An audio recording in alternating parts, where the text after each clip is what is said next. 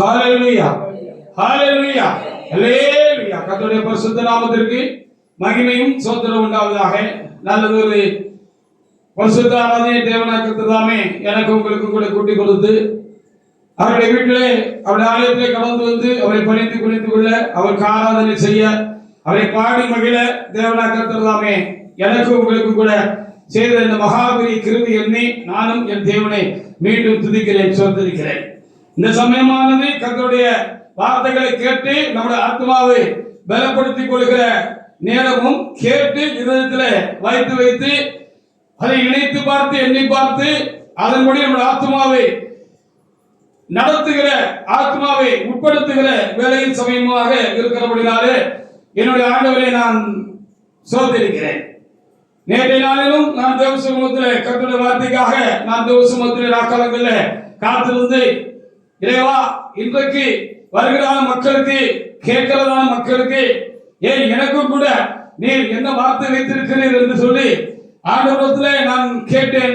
அப்படி கேட்டு காத்திருந்த பொழுது தேவனாய் கர்த்தர் தாமே நாட்காலத்திலே எனக்கு ஒரு வெளிப்படுத்தலை கர்த்தர் கொடுத்து தொடர்ந்து இந்த நாளுக்குரிய வார்த்தையை கூட தேவனாய் கர்த்தர் தந்தமைக்காக என் ஆண்டவருக்கு நான் சோதரம் செலுத்துகிறேன். நான் கண்ட அந்த வெளிப்படுத்தல 2 பேர் ஆவிக்குரிய பிள்ளைகள் தான். அவர்கள் ஒரு உயர் ரகமான ஒரு அழகான ஒரு காரில் பயணம் பண்ணுகிறார்கள். ஒரு இடத்திலே போய் கொஞ்சம் இளைப்பாறி விட்டு செல்லலாம் என்று சொல்லி அவர்கள் அங்கே இளைப்பாறுகிறதுக்காக அங்கே வாகனத்தை நிறுத்தி அங்கே நிற்கிற பொழுது திடீரென்று 2-3 பேர்கள் திடீரென்று வந்து அந்த கார்ல அவர்கள் உட்கார்ந்து கொண்டு அதை ஆக்கிரமித்து அதை தன் கைவசப்படுத்துவதற்கு அவர்கள் பார்க்கிறார்கள். அதை எப்படியாக ஆக்கிரமித்து தம்முடையதாக்கிக் கொள்வதற்கு அவர்கள் என்ன செய்கிறார்கள் பார்க்கிறார்கள்.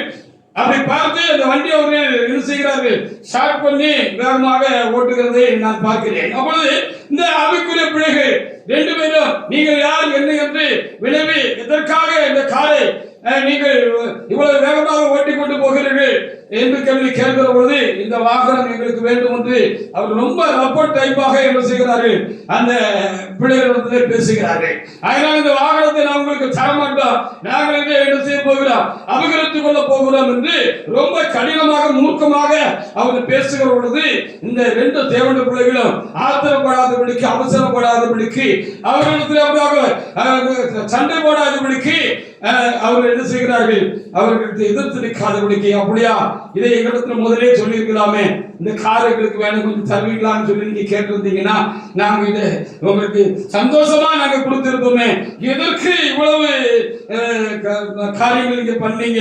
இப்பவும் சொல்லுகிறோம், வேண்டுமென்றால் இந்த காரை உங்களுக்கு நாங்கள் மனப்பூர்வமாக தந்து விடுகிறோம், நீங்கள் வைத்துக் கொள்ளலாம் எடுத்துக் கொள்ளலாம் என்று சொல்ல பொழுது அந்த மனிதர்களுக்கு ரொம்ப ஒரு சங்கடமான ஒரு மனதை வந்து விடுகிறது.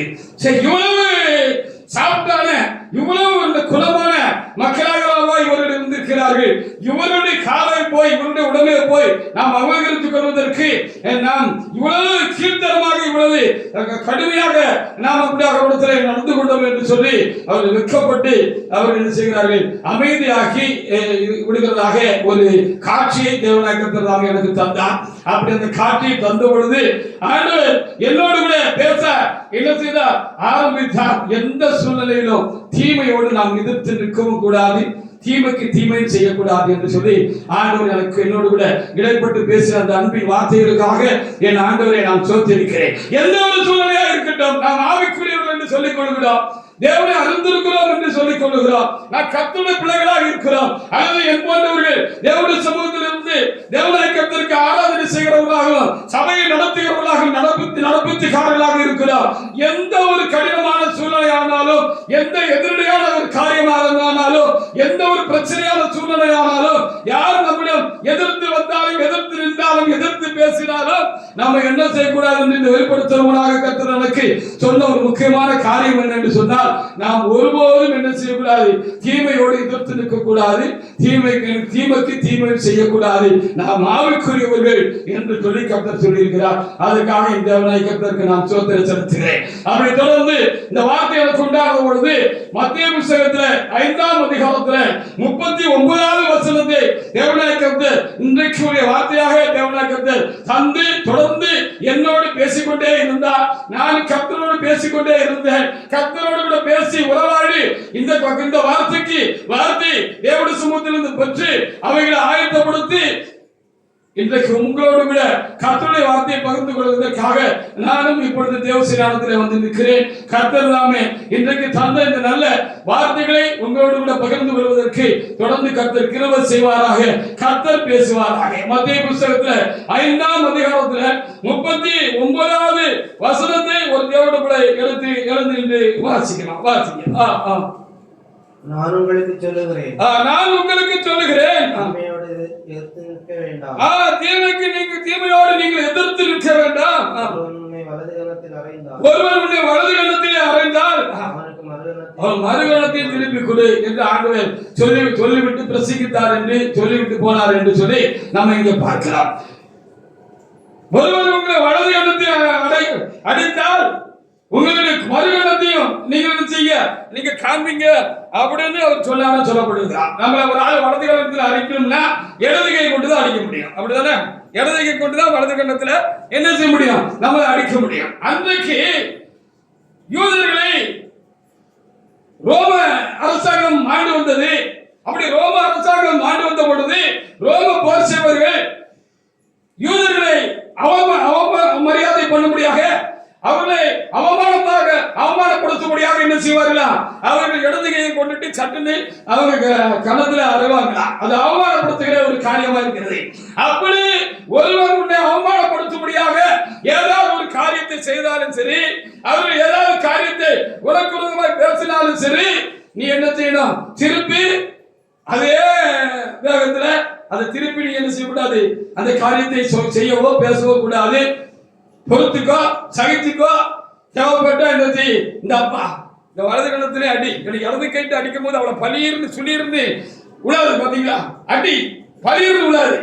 அந்த வலது கை இருக்கிற போச்சு இடது கைக்கு இருக்காது. இடது கையில தானப்பா அடிச்ச, நல்ல ஓங்கி ஒரு அடி என்ன செய்ய, வலது கணத்துல அடின்னு கணத்தை நீ திருப்பி கொடு அப்படின்னு சொன்னா அவன் வெட்கப்பட்டு போவான். இப்படி ஒரு ஆளாப்பா அடிச்சா ஏன் அடிச்சேன்னு கூட கேட்கலையாப்பா. ஹல்லேலூயா. எதுக்கு அடிச்சான்னு கேட்கலையா, எதுக்கு அடிச்ச ஏன் அடிச்சான்னு கேட்காம இந்த கணத்துல ஒரு அடி அடிச்சுட்டு போ அப்படின்னு சொல்றாங்க அப்படின்னு நினைப்பா. அப்படின்னு ஆண்டவர் என்ன செய்திருக்கிறார், சொல்லி வைத்திருக்கிறார். நம்மை தனிப்பட்ட முறையிலே ஒருவன் நமக்கு தீமை செய்தால், அநியாயம் செய்தால், அவமானப்படுத்தினால் நாம் எதிர்த்து நிற்க கூடாது என்று நமக்கு இந்த வேத பகுதி நமக்கு தெல்ல தெளிவாக நமக்கு காண்பிக்கிற ஒரு முக்கியமான காரியமாக இருக்கிறது. தீமைக்கு எதிர்த்து நிற்க கூடாது, தீமைக்கு தீமை செய்யக்கூடாது, நாம் பொறுத்துக் கொள்ளணும், சகித்துக் கொள்ளணும் என்று நாம் பார்க்கலாம். அதுக்காக சரி போகட்டும் அப்படின்னு விட்டுட்டு போயிடணுமா? அப்படி இல்லைன்னா நீங்க உங்க மாம்சம் சாகாம இருக்கீங்கன்னு சொல்லி அர்த்தம். ஹல்லேலூயா. ஆண்டவர் சமூகத்தில் இருக்கேன், நான் 50 வருஷமா இருக்கேன், 40 வருஷமா இருக்கேன், 30 வருஷமா இருக்கேன், ஞானஸ்தானம் எடுத்துட்டேன், பரிசுத்தாவி பெற்றுட்டேன், திருவிருந்தில பங்கு பெறுவேன், எல்லாம் சரிதான், சோத்திரம் எல்லாம் சரிதான்.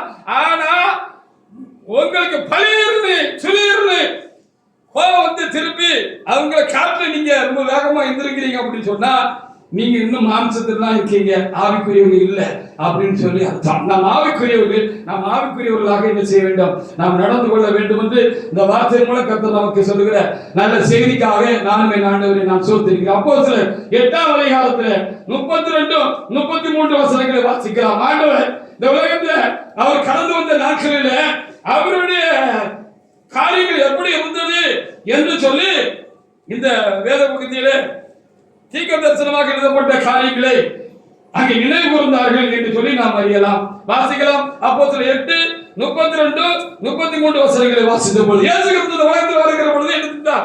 அவர் சாந்தமும் மனத்தாழ்மை உள்ளவராக வந்தார் என்று சொல்லி அறிந்திருக்கிறோம். என்னிடத்தில் கற்றுக்கொள்ளுங்கள், எவ்வளவு சாந்தமா இருக்கணும், எவ்வளவு மனத்தாழ்மையா இருக்கணும் அப்படின்னு என்னிடத்தில் கற்றுக்கொள்ளுங்கள் என்று சொன்னார். அவரை குறித்து பரிசுத்த ஆவியானவர் எழுதின வார்த்தைகள் இங்கே நமக்கு சொல்லப்பட்டிருக்கிறது. வாசிக்கலாம், வாசிங்க. அவன் வாசித்த வேத வாக்கியம் என்னவென்றால் அவர் ஒரு ஆட்டை போல அடிக்கப்படுவதற்கு கொண்டு போகப்பட்டார். மயக்கத்திற்கு முன்பாக சத்தமிடாதிருக்கிற ஆட்டுக்குட்டியை போல அவர் தமது வாயை திறவாதிருந்தார். மயக்கத்திற்கு முன்பாக சத்தமிடாதிருக்கிற ஆட்டுக்குட்டியை போல அவர் தமது வாயை திறக்கவில்லை. அவர் தம்மை தாழ்த்தின பொழுது அவருடைய நாயம் எடுபட்டது. அவர் எந்த பாவம் செய்யாமல் சிலுவையில என்ன செஞ்சாலும் தூக்கிட்டு இருந்தாரு அப்படின்னு அந்த காரியத்தை நமக்கு எழுதி கொடுத்திருக்கிறது. அவர் பாவம் செய்யவில்லை, அவர் வாயில வஞ்சனை காணப்படவில்லை. அவர் மீதுள்ள தேவனாக இருந்தார். என்னிடத்தில் பாவம் உண்டு என்று யார் என்னை குற்றப்படுத்த கூடும் என்று சொல்லி ஆண்டவர் சொன்ன ஒரு பெரிய கடவுளாக இருக்கிறார், தேவனாக இருக்கிறார்.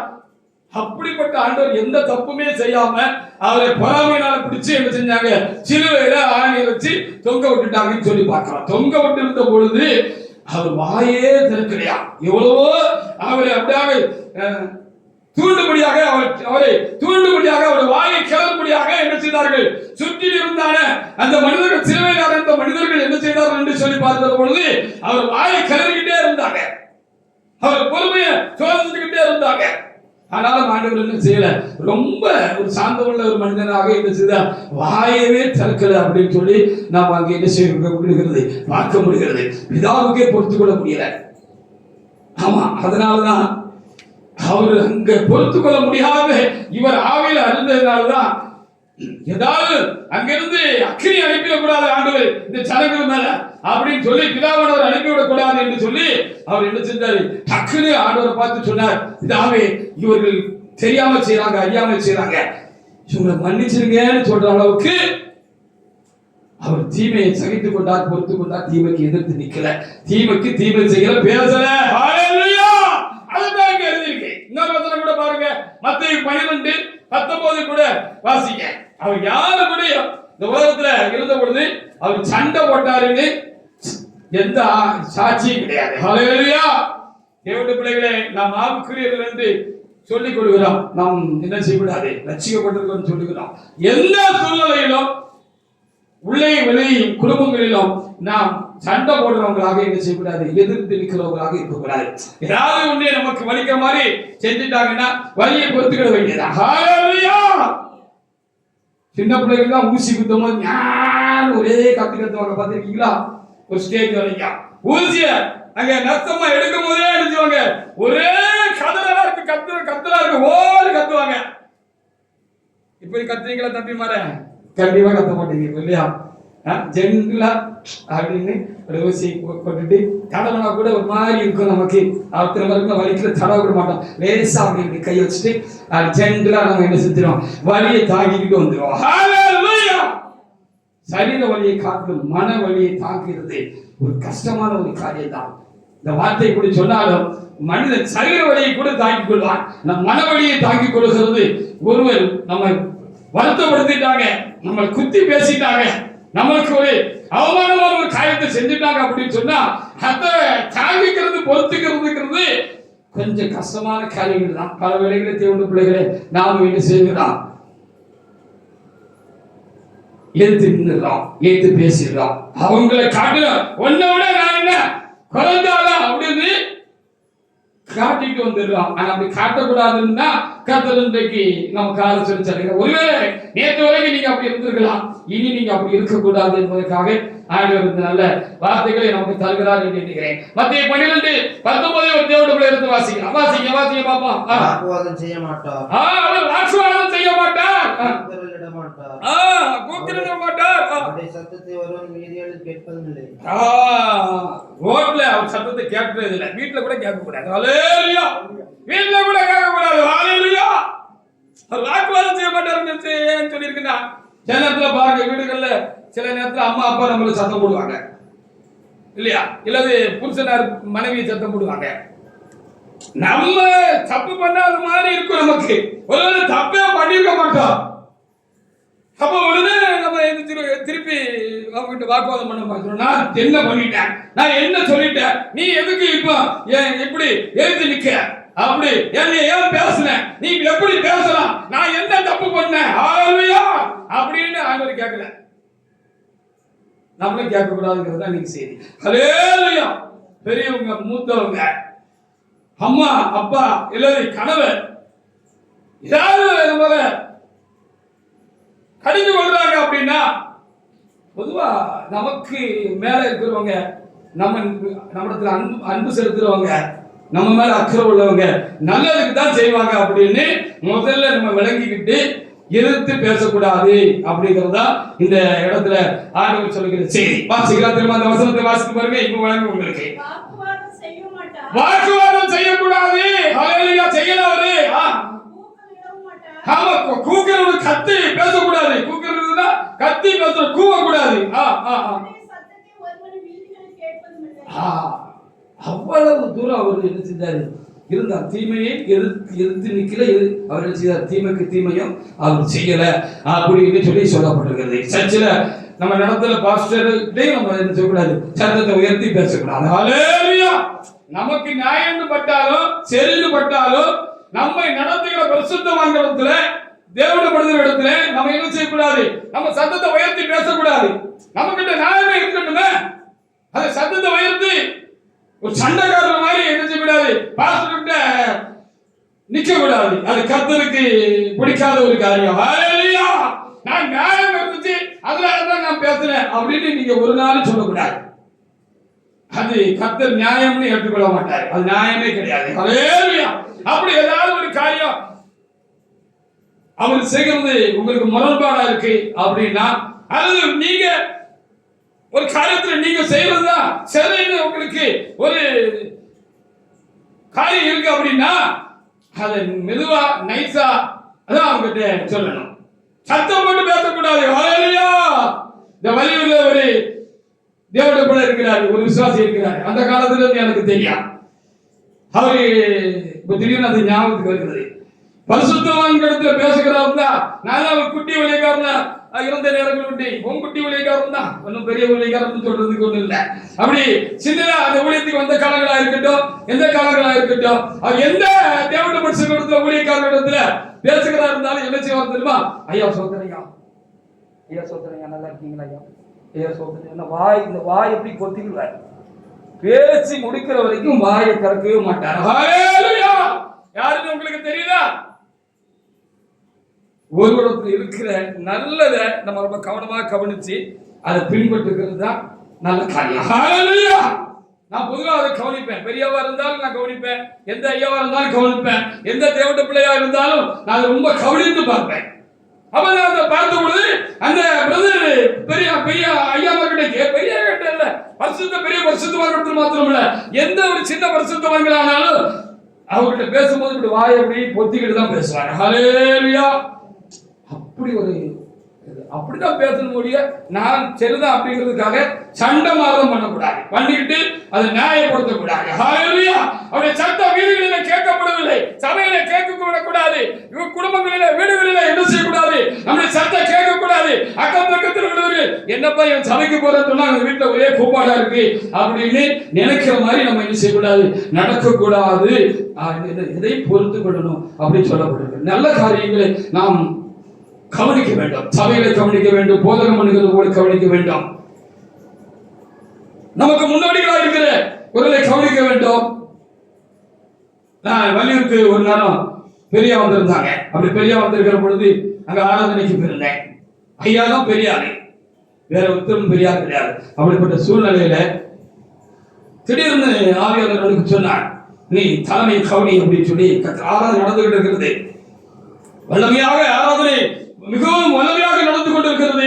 நான் திடீர்னு ஆவியாளர் எனக்குள்ள பேசினாரு, நீ அந்த அவர் எப்படி ஆராதனை செய்கிறார் என்று சொல்லி தலைமை நீ கவனி என்று சொல்லும் பொழுது நான் பார்த்தேன். அப்படின்னு முகம் குப்புற விழுந்து விழுந்து ஆண்டவரை தொழுது கொண்டார்கள். ஹல்லேலூயா.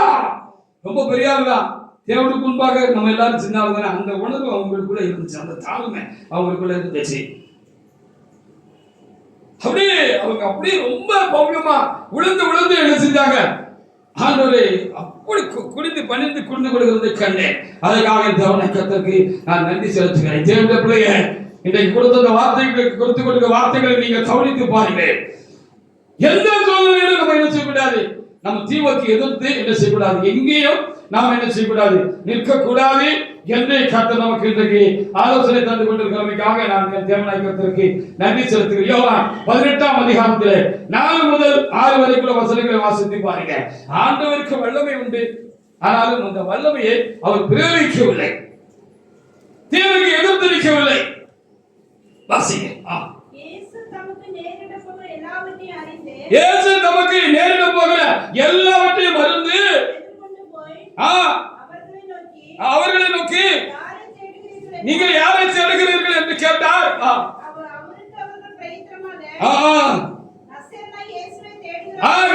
நசரேயனாக இயேசுவை தேடுகிறோம் என்றார்கள். நான் தான் என்றார்.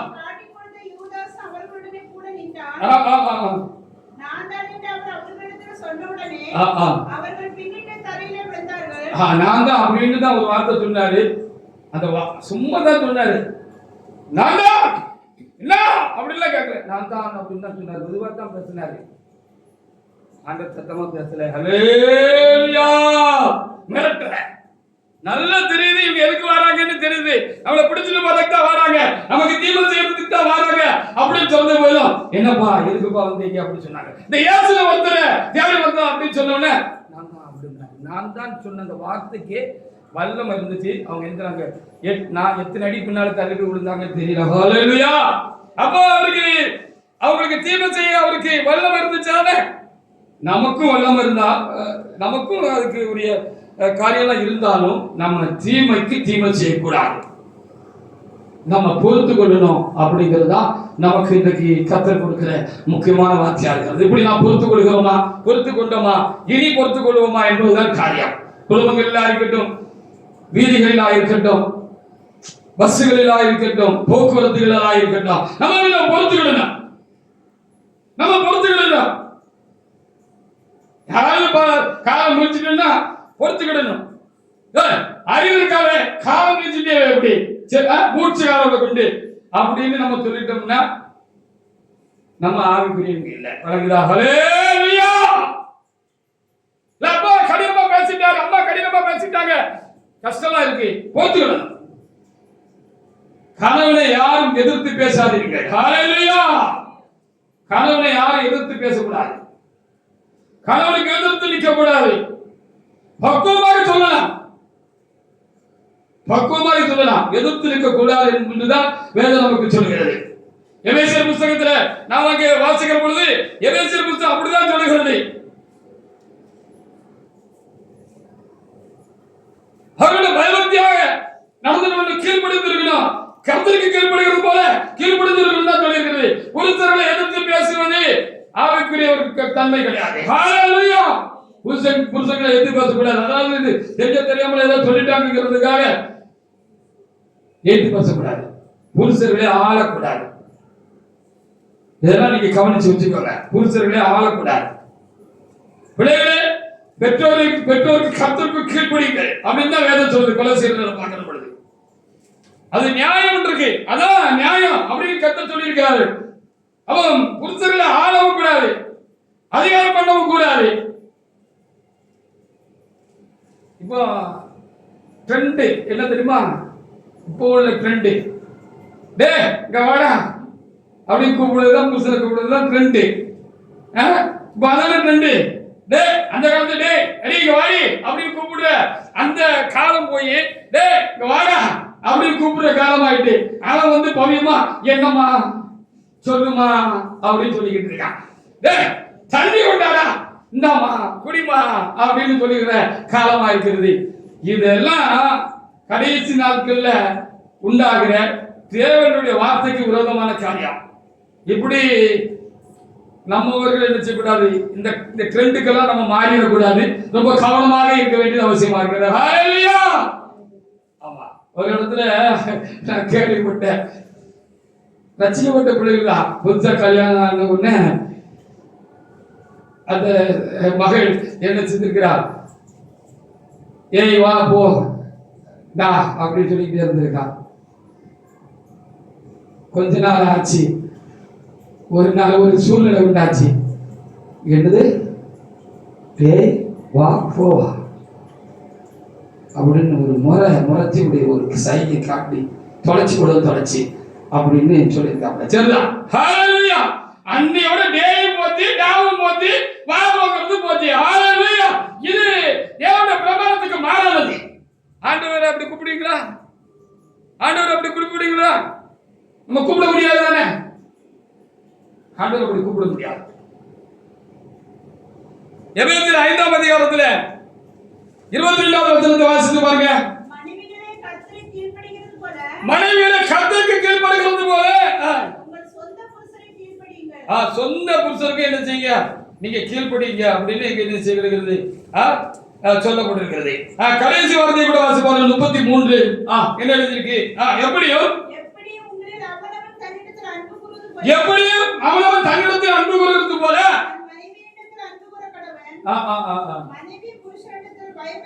மனைவியும் புருஷனிடத்தில் பயபக்தியா இருக்கணும்னு தான் வேறு சொல்லப்பட்டிருக்கிறது. பிள்ளைகளும் பெற்றோருக்கு கீழ்ப்படிஞ்சு அடக்கி தான் இருக்கணும். சரியா? எந்த சூழ்நிலையும் பேசிட்டு ஆண்டவர்கிட்ட போய் நியாயம் சொல்ல முடியாது. நீ போய் முதல்ல மன்னிப்பு கேட்டுட்டு வந்து ஆண்டவர் சொல்லுவார்.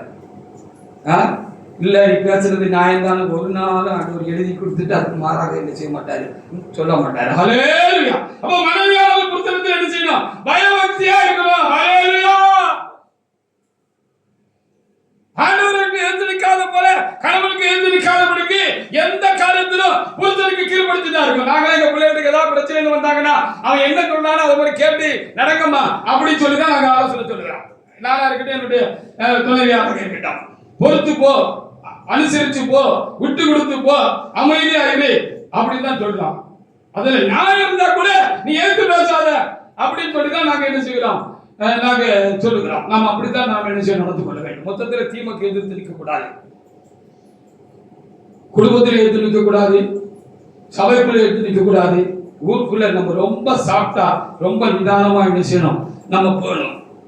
படிக்கிற இடங்கள்ல, வேலை பார்க்கிற இடங்கள்ல எங்கேயும் நம்ம செய்யக்கூடாது. நம்மளுடைய சத்தத்தை உயர்த்தி பேசக்கூடாது. நம்முடைய வீதிகளில் நம்முடைய சத்தம் கேட்கக்கூடாது, வாக்குவாதம் பண்ணக்கூடாது, தீமைக்கு எதிர்த்து நிற்க என்ன செய்யக்கூடாது, கூடவே கூடாதுன்னு சொல்லிதான் என்ன செய்கிறது இந்த வேதம் நமக்கு சொல்லுகிறது. ரோமர் 12 அதுக்கு முன்னாடி லூக்கா 22, 52, 53 கூட நீங்க வாசித்து பாருங்க. ஆண்டவர் அனுமதித்திருக்கிறார் என்று எண்ணிக்கொண்டு சும்மா இருந்தார். ஆண்டவர் அனுமதிச்சிருக்கிறாரு, அதனால அவர் கத்துறாரு அப்படி நினைச்சு நம்ம என்ன செய்யணும், அமைதியா இருந்தோம். ஹல்லேலூயா. பேசினா பேசிட்டு போட்டுன்னு விட்டுருந்தோம். ஏறிட்டு நின்று சண்டை போடக்கூடாது, சண்டை போடவே கூடாது. சண்டை போடுறது நம்ம வேலை இல்லை. எங்கயா வாசிங்க பாப்பா. லூக்கா 22, 52, 53. பின்பு இயேசு தமக்கு விரோதமாய் வந்த பிரதான ஆசாரியரின் தேவாலயத்து சேனை தலைவரை மூப்பர்களை நோக்கி ஒரு கள்ளனை பிடிக்க புறப்படுவது போல, ஒரு கள்ளனை பிடிக்கிறதுக்கு புறப்படுகிறது போல பட்டயங்களுடன் தடிகளை எடுத்துக்கொண்டு புறப்பட்டு வந்தீர்களே. பட்டயங்களையும் தடிகளையும் எடுத்துக்கொண்டு புறப்பட்டு வந்தீர்களே. நான் தினந்தோறும் தேவாலயத்தில் உங்களுடைய இருக்கையில், நான் தினந்தோறும் உங்களுடைய தேவாலயத்தில் இருக்கையில் நீங்கள் என்னை பிடிக்க கை நீட்டவில்லை. நீ கை நீட்டல. இதுவோ உங்களுக்கு வேலையும் இந்த அந்தகாரத்தின் அதிகாரமா இருக்கிறது என்றார் அப்படின்னு சொன்னாருன்னு அப்படி சொல்லப்படுகிறது. இது ஆண்டவர் அனுமதிச்சது நடக்கு அப்படின்னு நம்ம சொன்னாருன்னு எழுதப்பட்டிருக்கிறது.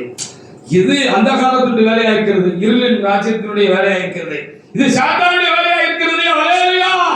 இது வரைக்கும் 33 வருஷமா நான் காத்த என்னுடைய சாட்சியும் என்னுடைய மேன்மையும் கருத்து கொள்வதற்கு இப்படி ஒரு கருத்துப்படியான ஒரு காரியத்தை, ரொம்ப மனம் பாதிக்கிறமான ஒரு காரியத்தை இன்றைக்கு சாத்தா எனக்கு கொண்டு வந்துட்டு இருக்கான். நான் இப்போ அவசரப்பட்டுட்டு ஆத்திரப்பட்டுட்டேன்னா இதுவரைக்கும் காத்ததெல்லாம் போச்சு. ஹல்லேலூயா. நீங்க ஒரு நாள் சண்டை போட்டுட்டீங்கன்னு வச்சுக்கோங்க, 4 பேர் சண்டை போட்டுட்டீங்கன்னு வச்சுக்கோங்க, சபையில வாக்குவாதம் பண்ணிட்டீங்கன்னு வச்சுக்கோங்க, ஏதாவது ஒரு காலத்துக்கு பரிசுத்தவான்களை எடுத்து பேசிட்டீங்கன்னு வச்சுக்கோங்க, அது அழியவே அழியாது. ஆண்டவர் மன்னிச்சாலும் சுத்தி நின்று பார்த்தவங்க ஆவிக்கிறவங்களா இல்லைன்னா நாளைக்கு ஒரு சந்தர்ப்பம் பொழுது இவன் பெரிய யோக்கியன் நீ அன்னைக்கு என்ன மாதிரி பேசுன அப்படின்னு திருப்பி கேட்க வேண்டியது வந்துடும். அப்படி திருப்பி சொல்றவங்களும் ஆவிக்குரியவங்க இல்ல. ஹல்லேலூயா, நாம ஆவிக்குரியவங்க கிடையாது. சரிதானா? நாங்கள் எல்லாம் பரிசுத்தவான்களுக்கு கீழே ஊழியம் செய்த விசுவாசிகளாக இருந்தார். இந்த ஊழியத்துக்கு வந்து ஆரம்ப காலங்களில் நான் அடிக்கடி நாகர்கோவில் கலந்து போறேன். அப்படியே தீர்க்கதரிசியா ரொம்ப ஸ்ட்ரிக்டா இருப்பாங்க, கண்டிப்பாக இருப்பாங்க. சில நேரம் நம்ம பார்வைக்கு அது ஒன்றும் குறையாக தெரியாது, தவறாக தெரியாது. அதனால நாம் இயல்பாக நடந்து கொள்வோம். ஆனா அவங்க ரொம்ப இந்த கண்ணில் என்ன ஊத்திக்கிட்டு பார்ப்பான்னு சொல்லுவாங்க, தீச்சன்யமா அதை மாதிரி பார்ப்பாங்க. குற்றம் என்று சொல்லவில்லை. அப்படிப்பட்ட நேரங்களில் எத்தனை நேரம் கடுமையான டோஸ் விடும் எனக்கு. அவங்க கடுமையான டோஸ் விடும். ஒன்னும் பேச மாட்டேன், ஒன்னும் பேச முடியாது, பேசக்கூடாது. ஹல்லேலூயா, அப்படியே தலையை குடிச்சிட்டு அமைதியா இருந்துருவேன். சில நேரத்துல மன்னிச்சுக்கங்கயா அப்படின்னு மெதுவா சொன்னாங்க. என்ன என்ன மன்னிச்சுக்க, என்ன மன்னிச்சுக்கணும், எதுக்கா மன்னிக்கணும் அப்படின்னு அதுக்கும் சத்தம் போடுவாங்க. அவங்களை குறைத்து சொல்கிறதுக்காக இல்லை. பரிசுத்தவான்கள் நமக்கு ஏதாவது சொல்கிறார்கள் என்றால் நன்மைக்காக நம்மை கடிந்து கொள்கிறார்கள், நம்மிடத்தில் விசிறப்படுகிறார்கள் என்று வைத்துக் கொள்ள வேண்டாம். ஆவிக்குரிய தகப்பன் ஹல்லேலூயா, பெற்ற தகப்பன் மாத்திரமல்ல, நமக்கு ஆவிக்குரிய தகப்பன் இருப்பார்கள், நம்மை நடத்துகிறவர்கள் இருப்பார்கள், நமக்காக தேவசேனாவிடத்தில் உத்தரவாதம் பண்ணுகிறவர்களாக இருப்பார்கள், நமக்காக ஆண்டவரிடத்தில் பரிந்து பேசுகிறவர்களாக இருப்பார்கள். நம்மள்ட்ட குறை இருக்கும், குற்றம் இருக்கும். அதனால கர்த்தர் நம்மை தண்டிக்கும்படியாக அவர் எப்படியாக ஒரு தகப்பனை இருப்பார். அவர் எழுப்புகிற பொழுது ஒரு தாயை போல குறுக்க கையை நீட்டி என்ன செய்வாங்க, திறப்பின் வாசத்தில் மோசே நின்றது போல எழுப்புகிறார். நமக்கு பல வழியில் நின்று இருப்பார்கள். அவங்க சத்தம் போட்டா சத்தம் போட்டுட்டு போறாங்க, அவங்க சத்தம் போட்டா சத்தம் போட்டுட்டு போறாங்க, கோவப்பட்டா கோவப்பட்டு போறாங்க. அடிச்சா கூட வாங்கிக்கிட்டது நல்லதுதான், அது ஆசீர்வாதம். பரிசுத்தவான்கள் என் தலையிலே கொட்டட்டும், அது எனக்கு தலையில எண்ணெய் தடவினது போல இருக்கும் அப்படின்னு சொல்லிதான் தாவீது எழுதி வச்சுக்கிறார். ஹல்லேலூயா, ஒண்ணுமே சொல்ல மாட்டோம், அது எனக்கு ஆசீர்வாதம். ஹல்லேலூயா, அது எனக்கு ஆசீர்வாதம். நம்ம அப்படிதான் இருக்கணும். நம்ம எதிர்த்து நிற்கவே கூடாது, எதிர்த்து பேசவே கூடாது எங்கேயும். அதான் இன்றைக்கு முக்கியமான செய்தி. ஹல்லேலூயா. அப்படியே ஒரு சில காரியம் ஏதாவது பெரியவங்கிட்ட சொல்லணும்னா ரொம்ப அமைதியா இருந்து அவங்க சொல்ல வேண்டியதெல்லாம் சொல்லி முடிக்கிறது வரைக்கும் நம்ம பவ்யமா இருந்து ஒன்றும் பதில் சொல்லாம இருந்துட்டு அப்படியே கொஞ்சம் அவங்க பேச வேண்டியதெல்லாம் பேசிட்டு கொஞ்சம் அப்படி அப்பா இருக்கட்டும், அம்மா இருக்கட்டும், ஸ்கூல்ல டீச்சரா இருக்கட்டும், ஹெட்மிஸ்ட்ரஸா இருக்கட்டும், மாஸ்டரா இருக்கட்டும், வேலையில உயர் அதிகாரிகளாக இருக்கட்டும், நம்ம என்ன செய்யக்கூடாது, அமைதியா இருந்துட்டு அவங்களுக்கு அந்த ஸ்பீடு குறைஞ்சிடும். பாத்தீங்களா, தெரிஞ்சிடும். அந்த முகத்துல இருந்த அந்த வேகமா, அந்த பேச்சுல இருந்த அந்த வேகம் என்ன செய்யும், அப்படியே நீங்க ஒரு 1/4 மணி நேரம் அப்படியே கையை கட்டிட்டு அப்படியே இருந்துட்டு குறைஞ்சிடும். அப்புறம் மெதுவும் பாப்பா நம்ம அப்படி இருந்தோம், அவங்களுக்கே சங்கடமாயிடும். தம்பி நான் சொல்றது உனக்கு வளர்ந்துதான் சாப்பிட்டா பேச ஆரம்பிச்சிருவாங்க. பிரச்சனை எப்படி ஆகுன்றதுன்னு சொல்லி கொடுக்குறேன். ஏத்து நினைக்கிற பிரச்சனை பெருசாகும். அப்படி அவங்களுக்கே சங்கடமாயி சொல்றது எதுக்கு தெரியுதா தம்பி அப்படின்னு சொல்லி கேட்பாங்க. சரி சார் சொல்லு, நீ சொல்லு, நீ என்னமோ சொல்ல வந்தீங்களா, நீ நான் பேசப்போது நீ என்னமோ சொல்ல வந்தீங்களா சொல்லுன்னு அப்புறம் அவங்களே உங்ககிட்ட கேட்பாங்க. இல்ல சார், இல்லையா, இல்லம்மா, இல்லப்பா அப்படின்னு சொல்லி இப்படி. ஓ அப்படியா, சரி சரி சரி சரி, கேட்ட சொன்னாரு அப்படி தப்பா சொல்லிட்டாங்க, நான் அதனாலதான் நீங்க செஞ்சுட்டீங்கன்னு சொல்லி பேசிட்டேன். சரி சரி ஒண்ணு வருத்தப்படாதீங்கன்னு சொல்லியிருக்கிறாங்க எங்களுக்கு. நான் ஒரு நாள் நாங்கள் எழுந்து பேசுறது இல்லை பரிசுத்தவான்களே. சரி சரி சரி வருத்தப்படாது அப்படின்னு சொல்லிட்டு காயப்படுத்துகிறதும் அவர்களே, காயை கட்டுகிறதும் அவர்களே. அதுக்கப்புறம் எங்களுக்கு அன்பா பேசி உட்கார வச்சு ரொம்ப நேரம் மணிக்கணக்கா பேசி அப்புறம் அவங்க சாப்பிடும் போது பக்கத்தில் உட்கார வச்சு எங்களையும் சாப்பிட வச்சு பிரதருக்கு கொஞ்சம் இன்னும் கொஞ்சம் போடுங்க அப்படின்னு சொல்லி அதில் ஸ்பெஷலாக இருக்கிறதுனா எங்களுக்கு போட வச்சு பேச வச்சு எப்படி மறுபடியும் எங்களை ஜெபம் பண்ணி அப்படி அனுப்பி விட்ட காலங்கள் எத்தனையே இருக்கிறது. அப்படி இருக்க கர்த்தர் எனக்கு கல்லணை கிருபையா இருந்தனாலதான் இன்னைக்கு தைரியமா உங்களுக்கு நான் பிரசங்கம் பண்ண முடியுது. தைரியமா பிரசங்கம் பண்ண முடியுது. கடைசியில என்ன சொல்லியிருக்காங்க தெரியுமா? பிரசங்குவாங்க இப்படி சில காலம், ஒரு நாள் 2 நாள் இல்ல, ஒரு சில வருடங்கள் அப்படியே போய்கொண்டு இருந்தேன். இது முக்கியமான காரணம் என்ன தெரியுமா? அவங்களும் அன்பு வச்சிருந்திருப்பாங்க, நானும் அவங்க மேல உண்மையான அன்பு வச்சிருந்தேன். பெத்த தகப்பனை காப்பி மாவுக்குறி தகப்பன் ரொம்ப வசதி இருக்கிற ஒரு ஆழமான எண்ணமும் உணர்வு எனக்குள்ள இருந்துச்சு. அதனால அவங்க எவ்வளவு சத்தம் போட்டாலும் கடிந்து கொண்டாலும் எனக்கு அது வலிக்கல. அதற்காக தேவநாயகத்திற்கு நன்றி சொல்ல. கடைசியில் 2-3 வருஷம் கழிச்சு சொன்னாங்க, சாலமோன், இந்த ஊழியத்துக்கு நீங்க ரொம்ப எங்களுக்கு பிரயோஜனமா இருக்கிறீங்க, இருக்கிறீங்க. அதற்குரிய ஆசீர்வாதத்தை கர்த்தர் உங்களுக்கு தருவார், உங்களை ஆசீர்வதிப்பார்னு மனசார எழுதினாங்க, ஆசீர்வதிச்சாங்க. ஹல்லேலூயா. அப்போ சங்கடமா இருக்குன்னு எழுத்துனா, நியாயம் இருக்குன்னு எழுத்துனா நின்றுதா பேசியிருந்தா இந்த ஆசீர்வாதம் தேவனுடைய சமூகத்திலிருந்து எனக்கு வந்திருக்கும். தேவனுடைய பிள்ளைகளே, அடிச்சாலும் பட்டு விடணும். நமக்கு மேல உள்ளவங்க யாரா இருந்தாலும் நம்ம வாக்கி கொள்ளணும். அதுக்காக என் ஆண்டவரை நான் என்ன செய்கிறேன்? அதிகமாக நான் சோத்திருக்கிறேன். ரோமர் 12:17 தீமைக்கு தீமை செய்யக்கூடாது. பேச மாத்திரமல்ல, தீமைக்கு தீமை செய்யவும் கூடாது. வாசிங்க பாப்பா. தீமைக்கு தீமை செய்யக்கூடாதுன்னு எழுதப்பட்டிருக்கிறது. ஹல்லேலூயா. வாசிங்க. ஒருவனுக்கு தீமைக்கு தீமை செய்யாதிருங்கள். ஆமா, இதுக்கு விளங்கலைன்னா யோக்கியமானது செய்யறதுன்னு விளங்குனா கண்ணியமா நடந்து கொள்ளுங்கன்னு அர்த்தம். விளங்குதா? இந்த யோக்கியமான எப்படி யோக்கியமான உங்களுக்கு விளங்கலைன்னா கண்ணியமா நடந்து கொள்ளுங்க. எந்த இடத்துலயும் பதிலுக்கு பதில் தீமைக்கு தீமை என்ன செய்யக்கூடாது, நீங்க செய்யக்கூடாது அப்படின்னு சொல்லி எழுதப்பட்டிருக்கிறது. பாருங்க, 2 சாமுவேல் 16ஆம் அதிகாரத்துல 5-6 வசனங்களை நீங்க வாசித்து பார்க்கிற பொழுது அங்கே சிமேயி என்கிற ஒரு மனுஷன் காரணமே இல்லாம இந்த தாவீது ராஜா தாழ்த்தப்பட்டு போன பொழுது, ஒரு கஷ்டகாலம் அவருக்கு வந்த பொழுது, அவர் வாய்க்கு வந்தபடியெல்லாம் பேசுறது மாத்திரமல்ல, கல்லு கொண்டு இருந்தான் அப்படின்னு இங்க எழுதப்பட்டிருக்கிறது. வாசிக்க. 2 சாமுவேல் 16:5-6. வந்தபொழுது சிமேயி என்பவன் ஆமா ஆமா ஆமா சகல பலசாலிகளும் தாவீதின் வலதுபுறமாகவும் இடதுபுறமாகவும் நடக்கையில் தாவீது ராஜாவுடைய சகல ஊழியக்காரர் மேலும் கற்களை எறிந்தான். சிமேயி அவனை தூஷித்து, இரத்தப்பிரியனே, ஏலியாவின் மனுஷனே, தொலைந்து போ பிசாசு மகனே அப்படின்னு சொல்லிட்டான் ராஜாவை பார்த்து. சவுலின் ஸ்தலத்தில் ராஜாவான உன்மேல் சவுல் வீட்டார் இரத்த பலியை திரும்ப பண்ணினார். கர்த்தர் ராஜ்யபாரத்தை உன் குமாரனாகிய அப்சலோமின் கையில் ஒப்பு கொடுத்தார். இப்போதும் இதோ உன் அக்கிரமத்தில் அகப்பட்டாய், நீ இரத்தப்பிரியனான மனுஷன் என்றார். அப்படி சொல்லி அவர் ரொம்ப மோசமா நடத்தின பொழுது அவரு சுத்தி இருந்தவங்க எல்லாம் வெட்டி இருக்குமா அப்படின்னு கேட்டிருக்காங்க. அவர் இப்ப ராஜ்யத்தை இழந்து வந்திருக்கிறாரு. ஒரு தர்ம சங்கடமான நிலை. பெத்த பிள்ளையே என்ன செஞ்சுட்டு நெஞ்சில ஈட்டியை கொண்டு குத்துறதுக்கு ரெடி ஆயிட்டு, வேற வழி இல்லாம ராஜ்யத்தை விட்டுட்டு அவர் எங்கேயாவது மறைவா ஒளிஞ்சு போகணும்னு போனாரு. அவருக்கும் கொஞ்சம் வேண்டப்பட்டவங்க இருந்தாங்க.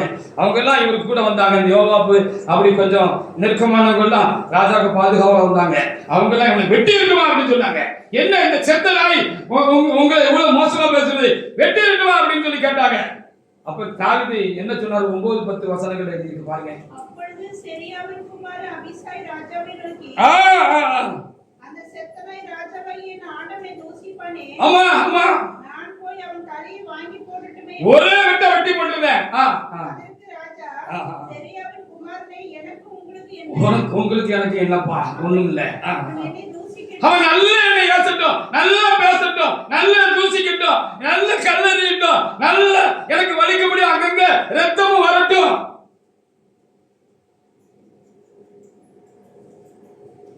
அது இன்னும் கர்த்தரிடத்துல எனக்கு இறக்கம் கிடைக்கிறதுக்கு ஏதுவா இருக்குன்னு அவர் நினைச்சுக்கிட்டாரு. அநியாயமாக நாம் தாக்கப்படுகிற பொழுது நம்ம பொறுத்துக்கிட்டோம்னா அது கர்த்தருடைய சமூகத்தில் நமக்கு ஒரு இரக்கத்தை உண்டாக்கும். இரக்கத்தை உண்டாக்கும். ஹalleluya.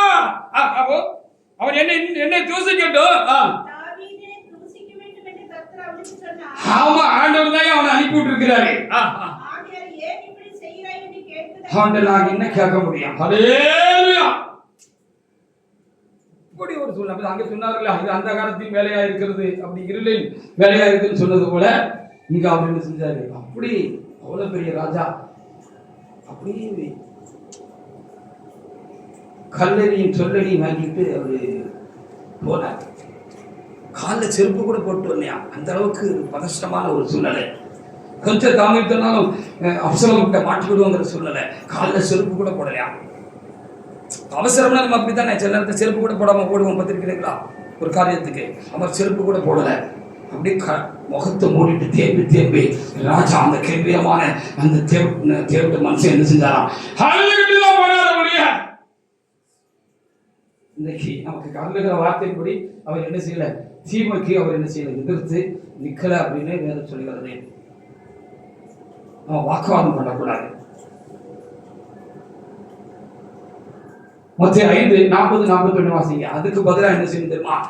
அவங்கள நம்ம மனசுக்குள்ள வன்மமா வச்சுக்கூடவும் கூடாது. ஹல்லேலூயா. பகை பாராட்ட கூடாது. உன்னோடு வழக்காடி உன் வஸ்திரத்தை எடுத்துக் கொள்ள வேண்டும் என்றிருக்கிறவனுக்கு உன் அங்கியை விட்டுவிடு. அவன் அங்கேயே விட்டுவிடு. ஒருவன் உன்னை ஒரு மைல் தூரம் வர ஆமா பலவந்தம் பண்ணினான், அவனோடு 2 மைல் தூரம் போ. ஆண்டவர் சிலுவையிலே பட்ட அந்த வேதனை காட்டிலும் அவமானத்தை காட்டிலும் நமக்கு ஒன்றும் அதுக்கு சமமா ஒன்றும் உண்டாகலை. அதுக்கு கொஞ்சம் ரொம்ப ஏதோ ஒரு சில சந்தர்ப்பங்களில் நம்ம பாதிக்கப்படுகிறோம். ஆண்டவரை நினைச்சுக்கிடணும். ஹல்லேலூயா.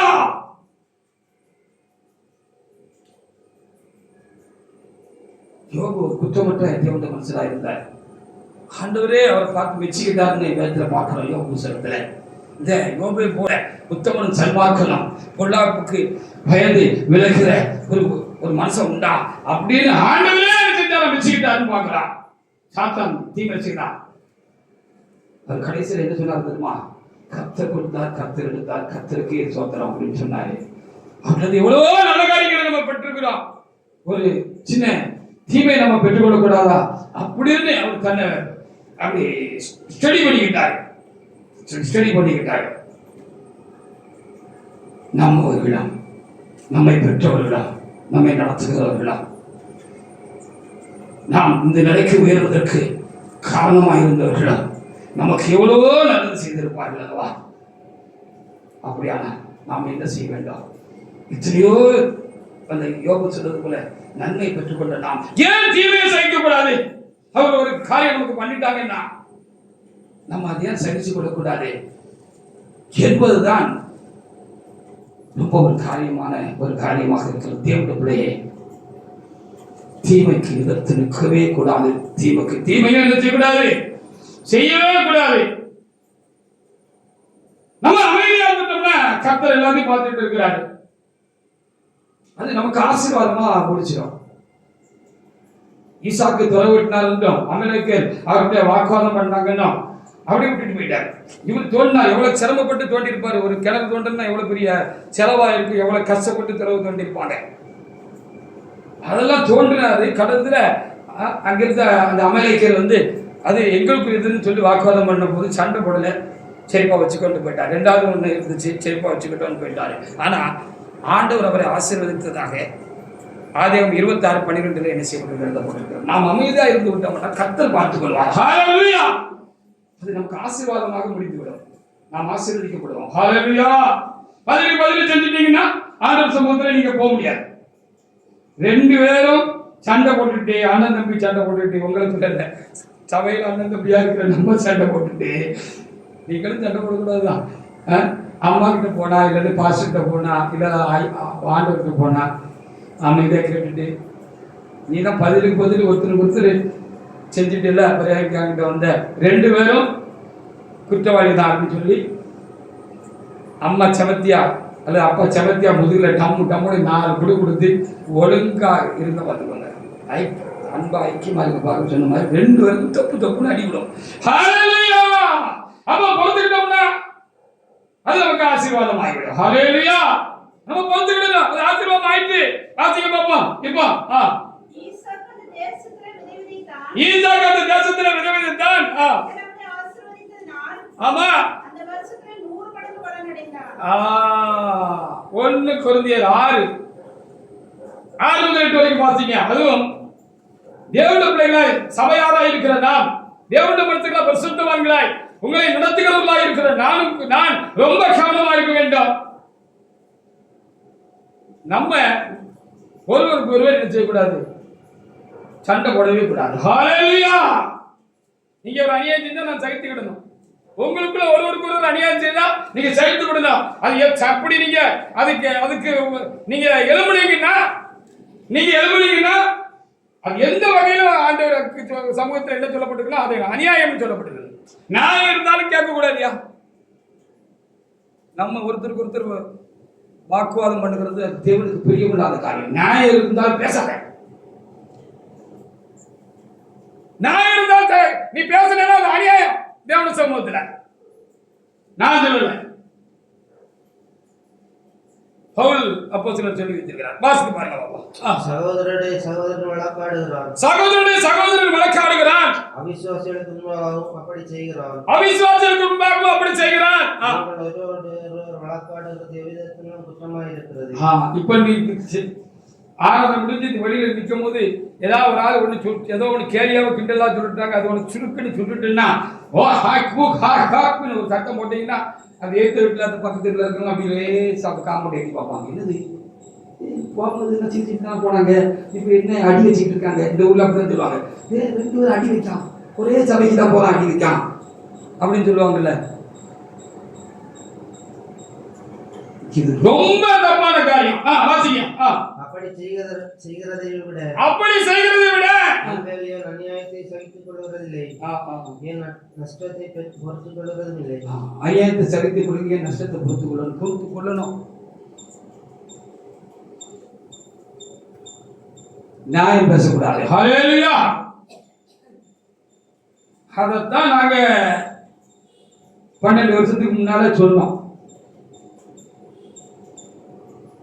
நாகர்கோயில ஒரு கத்தர் சில காரியங்கள் சொல்ல வேண்டியதாக வந்து இருக்கிறது. பெரியா மறிச்சு முடிஞ்ச உடனே ஒருவேளை அந்த நேரத்தில் இங்கே யாரெல்லாம் அங்கே வந்து மறிச்சு உங்களுக்கு பண்ணோன்னே இந்த டிசம்பர் மாதத்தில் ஒரு ஆராதனை நடந்துச்சு. அப்போ சாட்சியிடங்களில் பல காரியங்களை சொன்னாங்க. அப்பொழுது நான் சாட்சியாக நான் தேவ சமூகத்தில் காத்திருந்த பொழுது எனக்கு கர்த்தர் ஒரு காரியம் சொன்னார். பெரிய ஒரு ஆவிக்குரிய தலைவரை நாம் இழந்து நிற்கிறோம். இப்ப சபை பாதுகாக்கப்படணும்,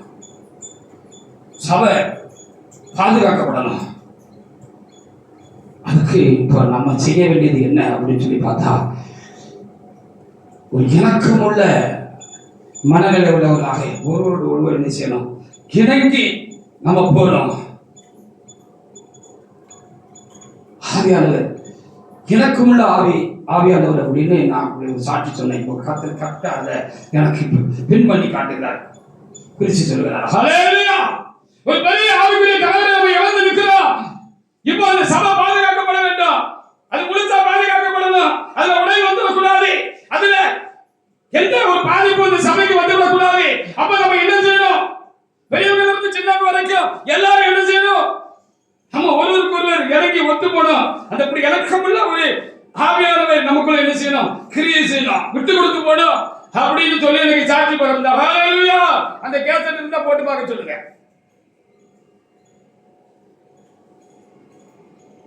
தேவனுடைய பிள்ளையே, நமக்குள்ள கூடாது. அப்ப கர்த்தருடைய ஆவியான ஒரு சின்ன ஊழியக்காரனை கொண்டு, நான் சின்ன ஊழியக்காரன் தான் அந்த கூட்டத்துல, சின்ன ஊழியக்காரனை கொண்டு அடுத்து நடக்க போற காரியத்தை, இவங்களுடைய மனநிலை குணநிலையும் இவருக்குள் இருக்கிறான காரியங்களையும் இவர்கள் திட்டம் போட்டு வைத்திருந்த காரியங்களையோ அது வரைக்கும் வெளிப்படாமல் இருந்தாலும் கர்த்தருக்கு அது தெரிஞ்சிருக்கிறது. ஹல்லேலூயா. என்ன தகுதி உள்ளவன்னு நினைச்சு கர்த்தர் அந்த காரியத்தை அன்னைக்கு என்கிட்ட இருந்து பேசினாரு. அதற்காக நான் தேவனை கர்த்தர் நான் என்ன செய்கிறேன், நன்றி செலுத்துகிறேன். 1 Corinthians 6 முதல் 4 வரைக்கும் வசனங்களை கூட வாசிப்பாருங்க. ஆமா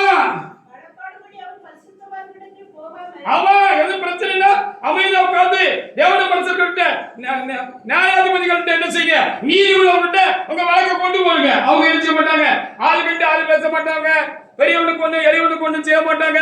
பெரியவன் இருந்தாலும் எளியவன் இருந்தாலும் அவங்க 2 பேர் சொல்றதை காது கொடுத்து கவனமா கேட்பாங்க. காரியத்தை உள்வாங்கிக்கிட்டு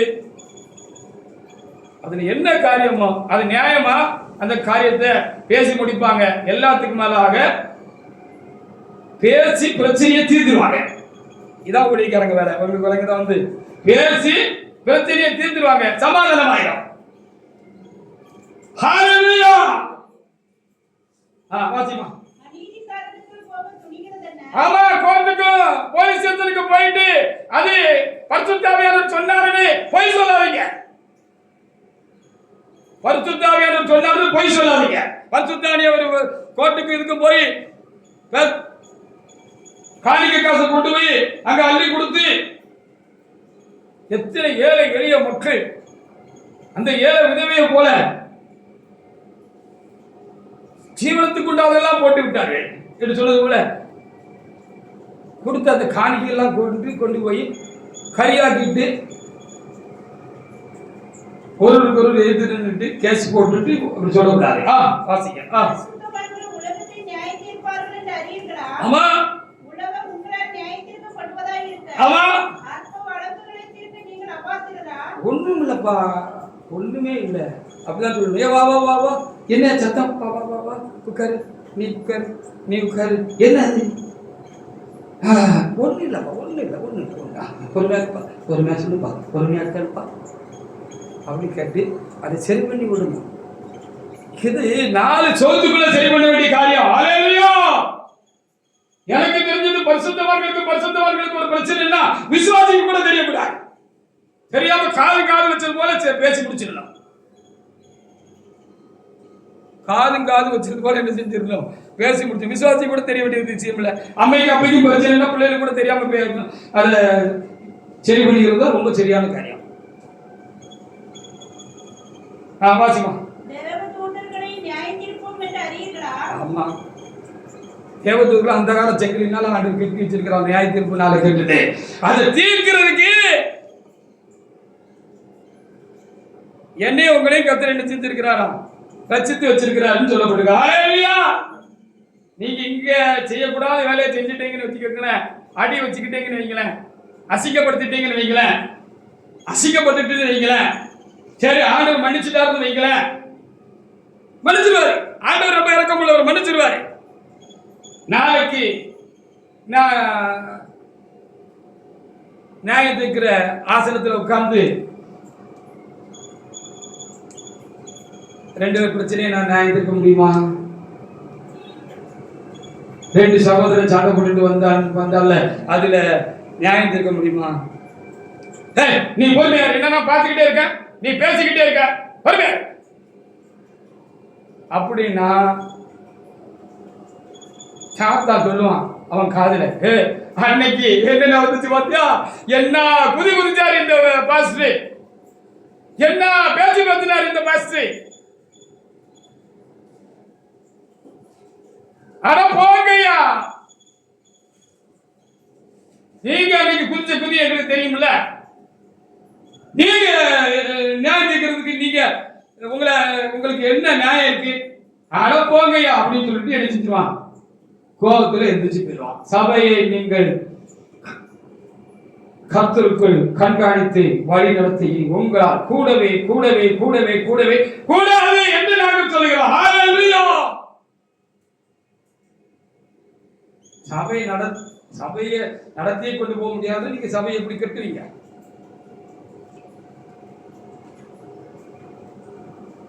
கர்த்தர் நீதி உள்ளவர். அவர் ஒரு நீதி உள்ள நியாயாதிபதி. அவர் ஒரு காலம் அநியாயம் செய்வதில்லை, யாருக்கும் அநியாயம் செய்வதில்லை. அவர் இரக்கம் உள்ளவர் நியாயாதிபதி. அவருடைய தண்டனை கூட இரக்கத்தோடு கூட இருக்கும். அவருடைய தண்டனை கூட இரக்கத்தோடு கூட இருக்கும். ஒரு இரக்கம் உள்ளவர் நியாயாதிபதி. தேவனுடைய ஜனமே, யாரையும் சொல்லுகிறதுக்காக இல்லை, இனி இப்படி ஒரு தவறு நம்முடைய காலங்களில் வந்துவிடக்கூடாது என்பதற்காக இவர்களை சொல்ல வேண்டிய காலத்தில் கட்டாயமாக என்ன செய்கிறது இருக்கிறது. மெட்ராஸ்ல நம்ம சபையில் உள்ளவங்க இல்லை, நம்ம சபைக்கு தெரிஞ்சவங்க சொந்தக்காரங்க ஒரு சொந்தக்காரங்க வீட்டுக்கு போயிருக்கிறாங்க. அந்த வீட்டுக்காரர் வக்கீல். அப்போ அவங்ககிட்ட இயேசுவை பத்தி சொல்லியிருக்கிறாங்க. அவங்க இந்துக்கள். ஆண்டவரை பத்தி சொல்ல கூட நம்ம தகுதி இழந்து விடுவோம். எதிர்த்து நின்னா, எதிர்த்து பேசுனீங்கன்னா அது நமக்குள்ள பேசவே கூடாது. அல்லேலூயா. குடும்பம் யாரோடு சமாதானமா இருக்கு என்று வேதம் சொல்கிறது. ஆனா நம்மள சொல்லல, உலகத்து மனுஷங்கிட்ட குடும்பம் மட்டும் சமாதானமா இருக்குன்னு சொல்லியிருக்கு. ஆனா நமக்குள்ள எப்பவும் நம்ம எப்படி சமாதானமா தான் இருக்கலாம். நமக்குள்ள நம்ம எல்லாரும் ஒருவருக்கு ஒருவர் சமாதானமா தான் இருக்கணும். அல்லேலூயா. அப்போ இயேசு பத்தி சொல்லிட்டு இருக்காங்க, சிரிச்சுக்கிட்டே இருந்திருக்கிறாங்க. என்ன சிரிக்கிறீங்கன்னு கேட்டிருக்காங்க. இல்ல, இயேசுடைய கேஸ் நான் தான் இப்போ டீல் பண்ணிக்கிட்டு இருக்கேன். இயேசு மேல ஒரு கேஸ் இருக்கு. அந்த இயேசு மேல உள்ள கேஸ நான் தான் பார்த்துக்கிட்டு இருக்கேன். நீங்க இயேசு இடத்துல வாங்கின்னு கேட்கீங்களேன்னு சொல்லியிருக்காங்க. இயேசு இடத்துல கேஸ் இல்ல, இயேசுவை வணங்குகிற, துதிக்கிற, தோத்தரிக்கிற இவர்கள் செஞ்சிருக்கிறார்கள். அவங்களுக்குள்ள பேசி தீர்த்துக்கலாமே. சாத்தாஸ் நம்மவர்களை பற்றி தான் சொல்லியிருக்கிறார். ஒரு ஆளுக்கு அவர் வாதாட, இன்னொரு ஆளுக்கு இன்னொரு வாதாட, அந்த கேஸ் எங்க போயிருக்கு? உலகத்து மனுஷங்கிட்ட போயிருக்கு, அநீதிக்காரங்கிட்ட போயிருக்கிறார். அவன் துட்டு கொடுத்தா துட்டுக்கு தக்கன பேசுவான். கூட துட்டு கொடுத்தாச்சுன்னா என்ன செய்வான்? நமக்கே வேண வச்சிருவான், அடியில வச்சிருவான், திரி வச்சிருவான், கொடுத்திருவான், டம்மடி வச்சிரும். அவன் தானே உலகத்து மனுஷன். அவன் இப்படி சொல்லி இருக்கிறான். எவ்வளவு வருத்தமான காரியம் பாருங்க. ஹல்லேலூயா. விட்டு கொடுத்துடணும். நமக்குள்ள சத்தமே கேட்கக்கூடாது. செஞ்சுட்டு அப்புறம் நியாயப்படுத்தக்கூடாது. சரி செஞ்சுட்டீங்களா, தடார்னு ஆண்டவர் காலில் விழுந்துட்டு, ஆண்டவரே எப்படியோ என் மாம்சம் எழுப்பிட்டு நான் தப்பு பண்ணிட்டேன், பண்ணக்கூடாது தப்பு பண்ணிட்டேன், இதை மன்னிச்சிருக்கேன்னு அப்படியே ஆண்டவர்கிட்ட விழுந்துடணும். இனி ஒரு சந்தர்ப்பம் எப்படி உண்டாகும்னா, என்னை காத்துக்கொள்வதற்கு நீங்க என்ன செய்யுங்க, எனக்கு கிருபை தாங்கப்பா, பலன் தாங்கப்பா, நான் இப்படி நீ ஒரு காலம் நடந்து கொள்ளக்கூடாதுன்னு மூஞ்சி குப்புற விழுந்துடணும்.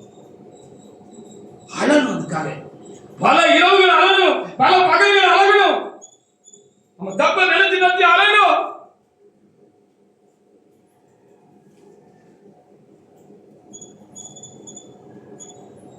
ஆபிரகாமுக்கும் லோத்துக்கும் பிரச்சனை.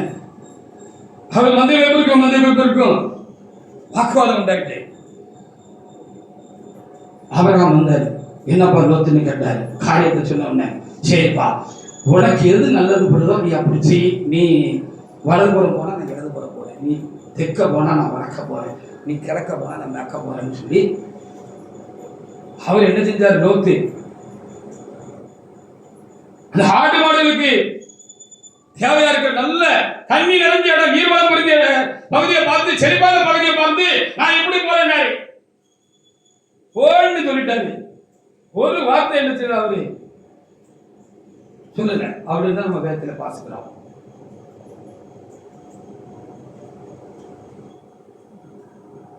யாரையும் நாம் சபிக்கவும் கூடாது. ஹல்லேலூயா. மனசுல கூட சபிக்க கூடாது. எழுந்து நிக்கிறது மாத்திரமல்ல, நான் சபிக்கவே கூடாது. மத்தேயு 5:44-45 வசனங்களை ஒரு தேவனுடைய பிள்ளை எடுத்து வாசிக்கலாம். மத்தேயு 5:44-45 அவங்களுக்காக ஜெபம் பண்ணுங்க ஆண்டவர் சொல்லிட்டு போயிருக்கிறார். ஹல்லேலூயா. இப்படி செய்வதால் நீங்கள் பரலோகத்தில் இருக்கிற உங்கள் பிதாவுக்கு புத்திரராய் இருப்பீர்கள். ஆமா. அவர்கள் தீயோர்கள் நல்லவர்கள் தமது சூரியனை உதிக்க பண்ணி, ஆமா, நீதி உள்ளவர்கள் மேல் அநீதி உள்ளவர்கள் மேலும் ஆமா மழையை பெய்ய பண்ணுகிறார். ஆமா.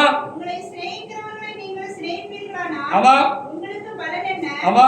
ஆயக்காரர் அப்படியே செய்கிறார்கள் அல்லவா? ஆமா உங்கள் சகோதரி மாத்திரம் வாழ்த்துவீர்களானால் ஆமா நீங்கள் விசேஷித்து செய்கிறது 44 கூட வாசிக்கலாம். 44 நான் உங்களுக்கு சொல்லுகிறேன்.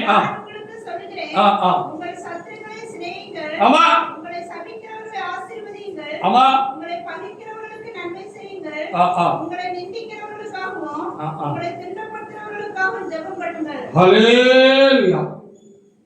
பெற்றோர்கள் பொதுவாக பிள்ளைகள் எவ்வளவு நம்மளை வேதனைப்படுத்தி ரொம்ப வலிக்கிற மாதிரி செஞ்சாலும் ஒரு நாள் பிள்ளைகளை சபிக்க மாட்டார்கள். அதான் பெற்றோர்களுடைய அன்பு. ஹல்லேலூயா. நீங்க தப்பா நடந்துக்கிட்டாலும் தப்பா பேசினாலும் நீங்க அதை உணர்ந்தாலும் உணராவிட்டாலும் அவங்க என்ன செய்வாங்க, அந்த நேரத்துல கஷ்டமா இருந்தாலும் அதை விட்டுட்டு உங்களுக்கு அடுத்தால என்ன நல்லது செய்யணுங்கிறதுக்காக தேவசமூகத்தில் ஜெபிப்பாங்க, உங்களுக்கு நல்லது செஞ்சுக்கிட்டே இருப்பாங்க. இவங்க தான் பெற்றோர்கள். ஹல்லேலூயா. அப்படி நல்ல பெற்றோர்கள் நமக்கு உண்டாயிருந்தால் ரொம்ப பிடித்து வச்சவங்கன்னு சொல்லி என்ன செய்யணும், அவங்களுக்கு ரொம்ப கீழ்ப்படுதலாக நம்ம இருக்கணும். அடிச்சாலும் வாங்கிட வேண்டியதான். தூத்துக்குடியில பிரித்ராஜன் ஒரு சகோதரர் இருந்தாரு. இந்த சம்பவம் நடக்கிற பொழுது அவருக்கு வயசு எப்படி ஒரு 45 வயசுக்கு மேலே இருக்கும். 45 வயசுக்கு மேலே இருக்கும். அம்மா அப்பா அவங்க கூட இருந்தாங்க. ஒரு நாள் ஏதோ ஒரு காரியம் நடந்திருக்கு.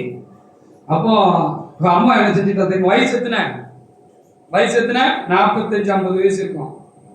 அம்மாவுக்கு ஒரு 80 வயசுக்கிட்டே இருக்கும். 75-80 வயசுக்கிட்டே இருக்கும். இவரு பக்கத்துல ஏதோ சொல்லியிருக்காரு, அம்மா ஏதோ சொல்லியிருக்காரு. அம்மா கோவம் வந்துட்டு என்ன நான் சொல்லிக்கிட்டே இருக்கேன் அப்படின்னு சொல்லி தபார்னு கிணத்துல அடிச்சிட்டாங்க. 2 கிணத்துலையும். பக்கத்துல மனைவி இருந்தாங்க. மனைவிக்கு பொறுக்க முடியல, நறுன்னு பல கடிச்சிட்டு வந்திருக்கிறாங்க. சாப்பிட்டு கோவத்துல போயிட்டாங்க. இவர் தடை கொடுத்து நான் அப்படி சொல்லலாமா அப்படின்னு மெதுவாக கடிச்சிக்கிட்டே இருக்கிறாரு.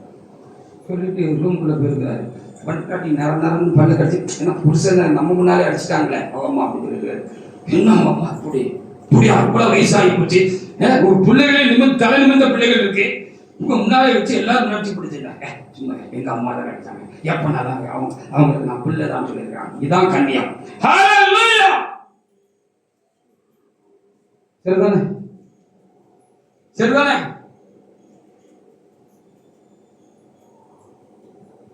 அவங்களுக்கு சமயம் பார்த்து நல்லதுதான் செய்யணும் யாருக்கா இருந்தாலும். ரோமர் 12:19 முதல் சில வசனங்களை வாசிக்கலாம்.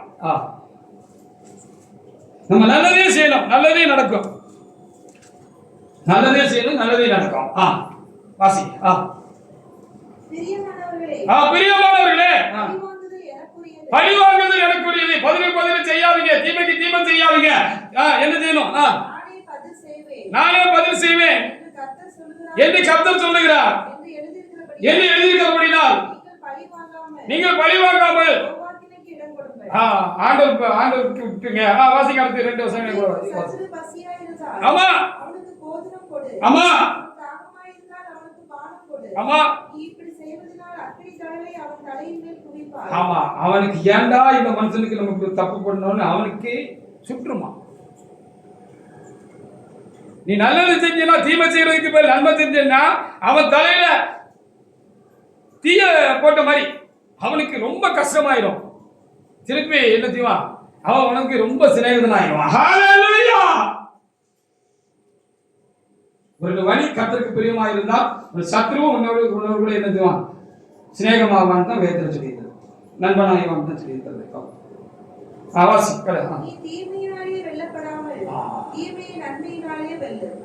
நமக்குள்ள இருக்கிற தீமை வெல்லக்கூடாது.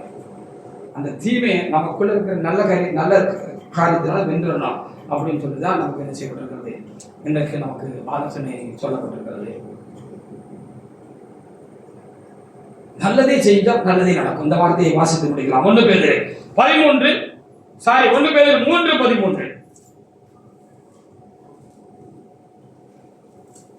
பேதுரு 3:13. நீங்கள் நன்மையை பின்பற்றுகிறவர்களாக இருந்தால் நம்ம நல்லதே செஞ்சுக்கிட்டு போய்கிட்டே இருப்போம்.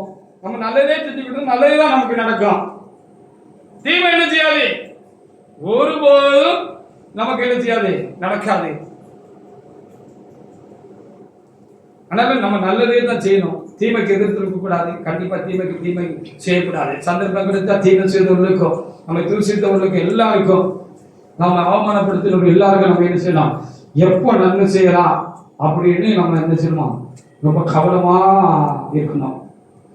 உலகத்திற்குள்ள ஒரு பழமொழி சொல்வார்கள், விட்டு கொடுத்தவர்கள் கெட்டு போனதில்லை அப்படின்னு. விட்டு கொடுத்தவர்கள் கெட்டு போனதில்லைன்னு சொல்லுவார்கள்ல. இந்த மோட்டிவேஷனல் ஸ்பீச் எல்லாம் சிலர் பேசுவாங்க, கொஞ்சம் நல்ல அறிவுள்ளவங்க. அவங்கெல்லாம் சொல்லும்போது நீங்கள் ஒருவேளை செல்லில் பார்த்துருப்பீங்க. செல்லில் நல்லது மாத்திரம் பாருங்க. செல்லில் நல்லது இருக்கு, கெட்டது இருக்கு. நம்மளை மூஞ்சி குப்பை தள்ளி விட்டு நம்ம வாழ்க்கையை சோழி முடிச்சிருது இருக்கு. நமக்கு அறிவாரங்கமாக நல்ல காரியங்கள் இருக்கு. அதை சூஸ் பண்ணி பார்க்கறதுக்கு நாம் பிறகுள்ளவர்களாக காணப்படணும். அப்போ என்ன சொல்லுவாங்க, நான் இப்ப சொன்ன இந்த வார்த்தையை தான் என்ன சொல்லுவாங்க, விட்டு கொடுத்தவர்கள் கெட்டு போனதில்லை. அப்படி நாம் செய்வோமாக. கர்த்தர் இந்த வார்த்தைகளை ஆசீர்வதிப்பாராக. ஆமென்.